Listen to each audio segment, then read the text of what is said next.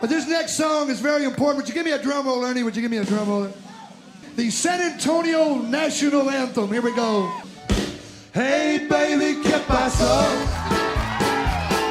Thought I was your only vato. Hey, baby, ¿qué pasó? Won't you give me un beso? Hey, baby, ¿qué pasó? ¿Qué pasó? Once again, for all of my amigos that are not bilingual. ¿Qué pasó means, what happened? This is a question that I face daily. What happened? In another what happened category, we're going to take it to golf. Last week we were talking about the inconsistency and the inability of society to focus on a task due to the mass information and massive distraction that is social media and videos and entertainment, and the longing to be constantly entertained and the inability to focus on what's going on in front of you, causing you to make mistakes, causing you to be bored, causing you to not know what to do unless there is entertainment provided for you. So we talked about that, and now I'm going to shift a little bit to golf. In another ¿Qué pasó category, I want to talk about something that is, I don't know what it is. I don't know if it annoys me. I don't know if it disturbs me. I don't know if I feel bad for the people. Everybody knows what a sandbagger is. A sandbagger is someone in golf. I'm going to explain it for those of you that don't know, because I say everybody knows, but then I realize not everybody knows. A sandbagger is somebody who says that they are worse than they are to get an advantage when playing somebody in golf. So hypothetically, if that doesn't make any sense to you, let's say you're playing, or you're racing, foot race, and you say, I'm really, really slow. You need to give me a head start. That's essentially what it is, a head start. But really, you know that you're faster than you say you are. Well, you get the head start, you get the advantage, and then you beat them because, well, you're not that slow. You're actually kind of fast. But you've made the other people believe through either your word or your written scores that you are worse than you really are. And a sandbagger is something that is not acceptable. I mean, if you're faking scores, you're essentially cheating, and you're cheating yourself, and you look like an asshole when you do it, really. I mean, because everybody knows. Are you really what you say you are? Now, granted, people have good days, and, you're a 20 handicap and you fire off a 83. Can it happen? Sure. Anything can happen. But if you're a 20 handicap and you fire off an 83, and the next week you fire off an 86 and then an 88, and you're still a 20 handicap, that just means you're not updating your scores correctly, and or you're incorrectly submitting scores on purpose to give you a higher advantage against your competition. That's unacceptable. You're a cheater, flat out. That's what that means. So there's that, the sandbagger. And then we have what I believe is more of a concern and more of a just delusion of life, is the reverse sandbagger. You say that you are better than you are. Now, golf is a game where there's no hiding it. Michael Jordan, arguably the best basketball player of all time, can have a game where he puts up 70 points, 65 points, 60 points. And there could be a game where he puts up 12 points. And what happened? Well, there was different defenses. He didn't feel well. blah, blah, blah, blah, blah, blah, blah. Okay, fine. That's not measurable. In golf, it is measurable. If you don't shoot a certain score consistently, you are not that handicap. Bottom line. And there are people that will tell you with their handicap, I'm a +1. +1 is like, I'm so good, you have to add a stroke to my score because I am better than everybody here. I'm better than everybody in the world. I'm so good that you need to add strokes to my game. A handicap takes strokes off of your game. So I'm not that good. I'm going to subtract strokes to make the playing field fair. Now, there are people that will tell you, and through their handicap will show you, I am a +1. I'm a +2. I'm a scratch golfer. And they shoot 84, 83, 86, 80. I'm sorry, but you are not a scratch golfer. I understand having a bad day and shooting 83 once. And then the next tournament, you shoot 67. And then the one after that, you shoot 70. And then 71. Okay, guess what? You're a scratch golfer. But if you shoot 83, and in the next tournament, you shoot 87, and in the one after that, you shoot 84, you are not a plus handicap. And you are delusional. And that is scary. So, my question is, what is the purpose of that? Not only are you hurting yourself in these tournaments, because now you have to add strokes to your score, but you look like a complete asswipe when you shoot 79 and you are a +1 handicap. There's just no way. There's no way.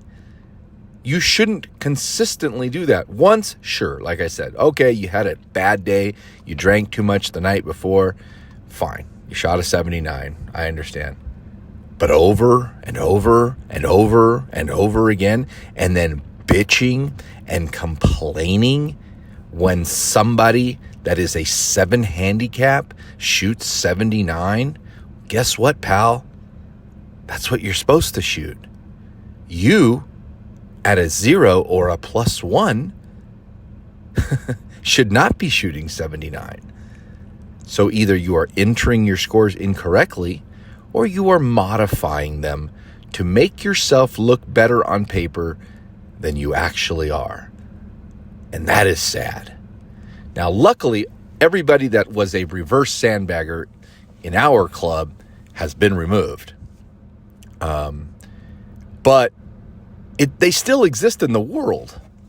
And it's so weird to me. And you see the attitude and the, how do you say it, disposition and overall personality of the person. The individuals that I'm thinking about, they've all been disliked highly by the club members. And they are all reverse sandbaggers. So it must be a thing. It must be a personality trait to want to be bigger than you are. Now, a couple of these guys were little short guys, kind of short and fat. And I think that plays a part in it because it's like, you know, the Napoleon complex or whatever that is. One guy wasn't. He was kind of like this big, weird guy. So I don't think he had that issue. But once again, he was weird. And it's crazy to me that you would brag about being better at something than you are, and then you have to prove it, dude. It's not like you can just say, hey, I am this, and then just go about your life. Like, you're going to have to prove it. So why not keep it real? I'm confused. And as I say this, I get even more confused because I've never really thought of the fact that, like, you're literally telling somebody a lie to their face and then showing them, proving it to them that you're lying. And just, you're okay with it. And the funny part is these handicaps never go up. And of course, every time they play by themselves, 67, 66, 65, 12 birdies. What? But why do you shoot 86 when you come with us? What is that? Oh, this, oh, that, oh, the greens, oh, the, shut the fuck up, dude. Shut the fuck up. It's you. You're trash. Admit it. You'll feel better about yourself. You're not that good. And that's a weird thing to try to push on to people.